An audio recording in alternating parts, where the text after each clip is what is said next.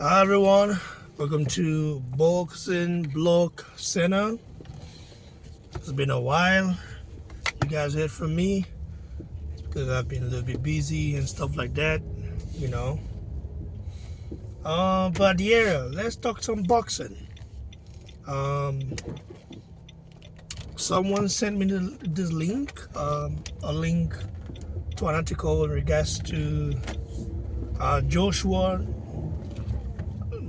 Joshua-Dubois now looking unlikely, the rematch looks like it isn't gonna happen because Joshua doesn't feel ready for February, to fight in February.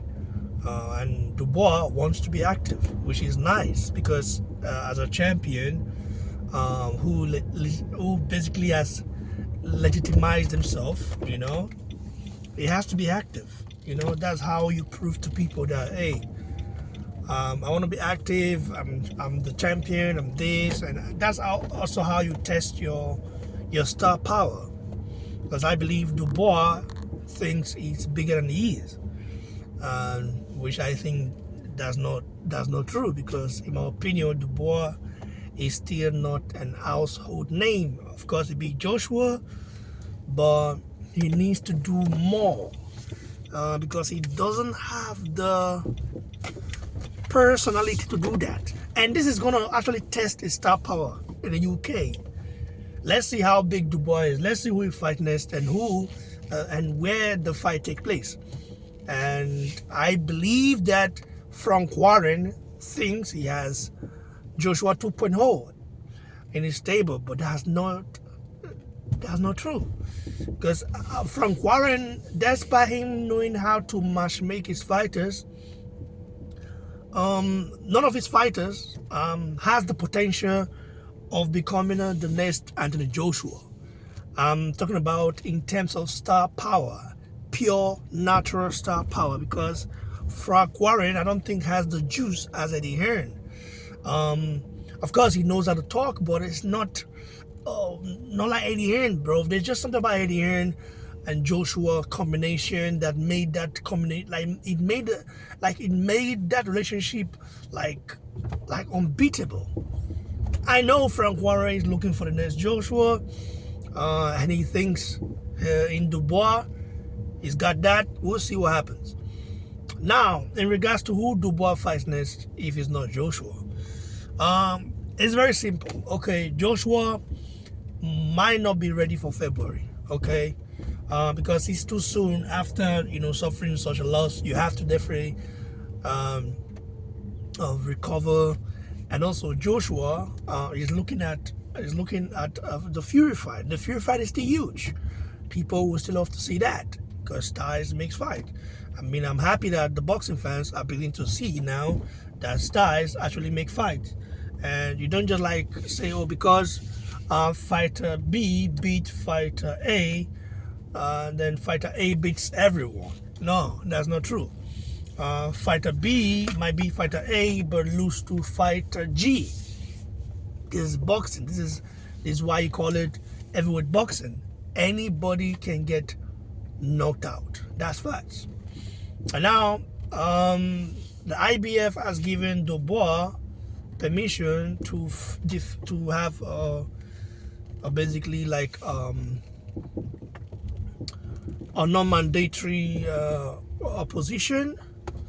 And I think Dubois wants to go for he wants to fight Fabio Wardley, which I think would be a great fight. But if Dubois wants to prove himself, because I don't see Dubois lasting long as a champion. I'm not going to tell you right now that Dubois is going to reign for 3 years straight without being challenged. He's going to be beaten. Dubois is not like a boogeyman. He's not hard to beat. It's just that he caught Joshua at the wrong time, which can happen to anybody, So that's all I see in this. He caught Joshua at the wrong time. And Joshua himself knows this. Joshua knows this. Joshua knows that he messed up. Joshua knows what he needed to do to win that fight. Joshua lost that fight even before he got into the ring. Even before he got in the ring, he lost that fight before getting in there. So Wardley Dubois fight will be an interesting fight. Of course, I would favor Dubois to win, but Fabio Wardley is a tricky guy, because he sparred Dubois many times. Fabio Wardley can take a punch, okay, and he's a puncher. But of course, you can say, oh, the guy amateur pedigree is not up there. You cannot compare his amateur pedigree to that of Dubois or Joshua's or Usyk's, because the guy was a white collar fighter, basically he fought for nothing, basically, and with no solid amateur pedigree, the guy came in and beat a guy like Fraser Clark and knocked him out in the first round. Fraser Clark had a long amateur career, was one of the best in the UK. I think he stayed in the amateur too long, same as Joe Joyce. Joe Joyce stayed in the amateur too long. And I didn't think Joe Joyce turned pro earlier. I believe Joe Joyce would have destroyed everyone and be a champion. Right now, the road for Joe Joyce is very long. It's still very far, but it's still possible. Because Joe Joyce did beat Dubois, and not just beat him, he made him quit. He made him say no mas.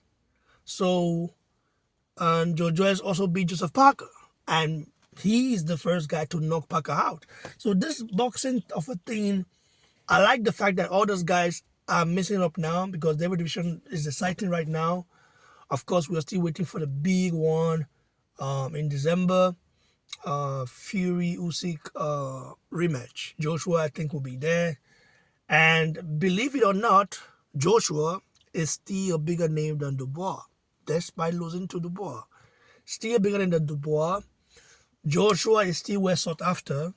And Francis Ngannou is also in the mix. I almost forgot that guy.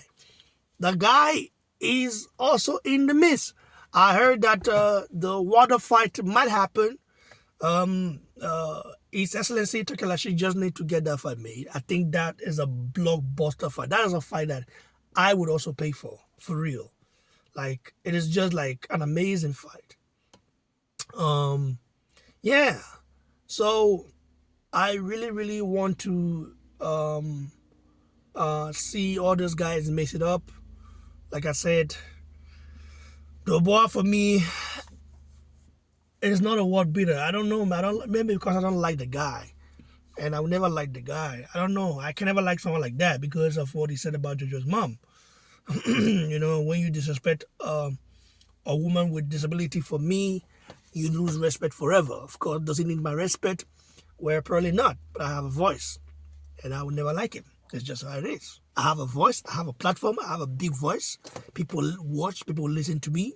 People listen to what I have to say. And I have hardcore supporters that also agree with me and say, listen, yeah, you're right, BBC. This guy was not professional. But there are also people that say, oh, let's forgive him. Well, you don't. I don't think forgiveness would do enough for me. Would be enough for me. Dubois just needs to show me that, hey, that he's not a cocky guy. Because even his own sister, they don't speak.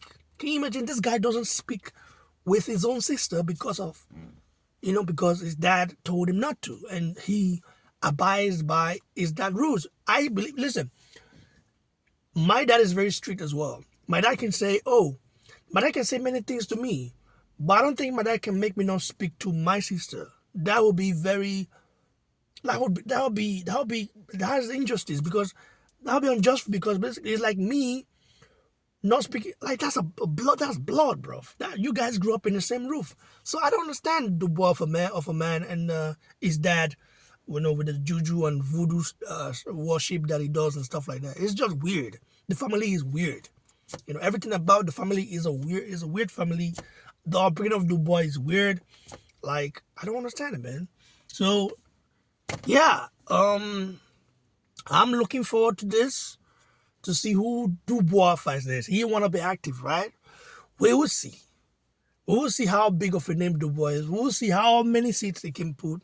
I will see if he can sell out the Wembley Stadium. We'll see if he can do stadiums like Joshua.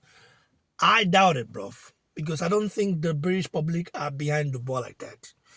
I don't think they see him as, oh, the guy that's the next big thing. I think they believe more in Moses Itauma than in Dubois. That's sad, but I think Itauma is more appealing.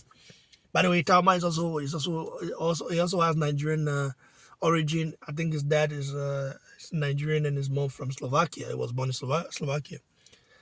Yeah, so I don't know, man. Itauma for me is more appealing because he speaks well. He's very respectful. He doesn't talk trash. Maybe he might change someday, but I hope he doesn't change because he's been mentored by Anthony Joshua.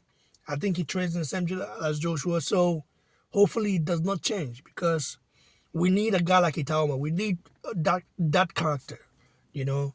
And of course, Itauma, there's a lot of hype, stuff like that. But I believe Itauma is that guy that can really, really do things, do what he says. And also, let's not forget we have Emmanuel Diase. Emmanuel Diase coming back November 16, I believe, in York Hall. I don't know. I think that is it. That's it. Last time he fought, I was there live in Germany. It was amazing. I didn't get to meet him. I could have actually met him, but I don't know. Some people just holding me back from going down. I didn't want the security to just say, oh, because I went there to watch the fight as a fan. I didn't apply for a press license pass or something. But I think I could have actually met him. And if he was with his phone, he probably would have tried to locate me. The guy is one of the humble guys, one of the most humble guys in the in boxing, and well, he's also Nigerian. He also has Nigerian descent, origin. Like Nigerians are everywhere, man. So the heavyweight division right now, I'm looking at Nigerians dominating, or fighters of Nigerian descent. I call it Nigerians because listen, we know what it is. We know when it gets down here. We know what they will call you if you do something wrong here. Facts. If you do something wrong, they will say you're Nigerian. But if you are this big, they will say, oh, you are British, you are Dutch, you are German. We know these things. We know. Like, come on, man. We know all these things, bro. So, yes, like the video, guys. Subscribe. Who would you love to see Dubois fight? Are you happy with the Fabio Wardley fight? That's a big British fight. I think it was held at O2. I don't know if it does Wembley Stadium. Both guys are not big enough, to do that. But we'll see. Stay tuned, guys. God bless.